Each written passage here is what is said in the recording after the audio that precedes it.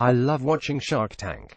It's an American reality TV show where real-life billionaires like Mark Cuban, owner of the Dallas Mavericks basketball team, get to grill entrepreneurs seeking investments in their companies. In the show, any entrepreneur that appears before the Sharks without knowing the profit margins, customer acquisition costs, sales projections and other numbers, gets skewed before millions of viewers. I wish we could do the same for bureaucrats who seek higher budgets each year without investing enough in research in order to know the needs and size of the respective constituencies. Yet the sad fact is our approach to governance and policy making is reactionary rather than long-term. We love anecdotes, and we often refer to such anecdotes when trying to fathom realities on the ground. When I do press interviews about certain OFW cases, journalists would often ask me about the numbers such as the number of trafficked women overseas. Unfortunately, as a leader of a non-profit organization, I don't have the capacity or resources to obtain such numbers. The government does. Last Thursday, I attended the public presentation of the first-ever social weather station SWS scoping study on international migration in the Philippines, which was commissioned by the National Economic Development Authority (NEDA). Dr. Thetis Mongejas, who happens to be one of my favorite people in the world, gave the presentation in her role as lead expert. What is the difference between the usual SWS surveys and a scoping study? The latter relies on existing data while an SWS commissioned survey generates its own data. For this scoping study on migration, Drive, Mongejas and her research team relied on the existing reports and data of 24 organizations, including such institutions as the Department of Foreign Affairs and the Philippine Overseas Employment Administration, 70 key datasets and profiles as well as 252 statistical tables. The results of the scoping study should provide our policymakers several reality checks. Based on the SWS study, the number of Filipinos who wish to work abroad is declining while the current OFW population is aging. It also showed that women have outnumbered the men both as OFWs and as permanent emigrants. Surprisingly, the same study showed that there were fewer women availing of the Labor Department's Assist Well program for distressed OFWs than men.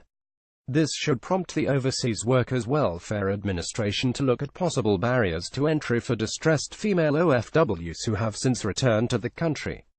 The top geographical sources of emigrants were the National Capital Region (NCR), Calabarzon Region 4A, Central Luzon Region 3, Ilocos Region 1 and Central Visayas Region 7.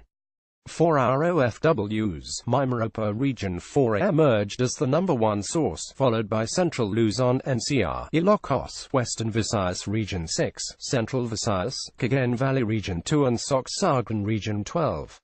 For female OFWs, the leading occupational category is domestic work, which should no longer come as a surprise. In 2017, some 7,810 OFWs who returned to the country cited retrenchment as the reason for returning, while 5,884 said they had to return because the contracts had ended.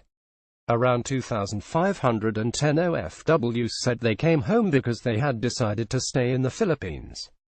In terms of social protection, while the number of OFWs who have enrolled as Pagibig Fund members continue to increase and is now at the 4.7 million mark, OWWA membership has fallen way below the 2 million mark in 2014. One area that ought to be looked at is the steep decline in the number of OFW PhilHealth contributors, from 3.1 million in 2013 to 930,000 in 2015. It also affirms the need to intensify financial literacy among OFWs and the families.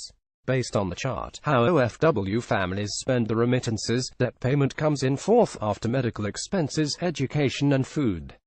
We need to know more about this debt phenomenon. When did the OFWs incur the debt? Was it before they left or after they have returned, or was it because the families failed to prudently manage the money remitted from abroad? One of the difficulties encountered by the SWS research team is that the DFA and the POEA as well as other relevant agencies have different background variables.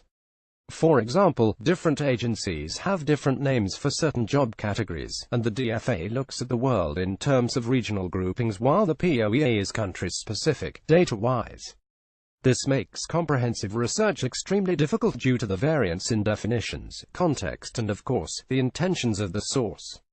This writer agrees with Dr. Ongaha's recommendation for the government to identify a single agency that must take the lead in ensuring a collaborative and continuous data collection and adherence to data quality.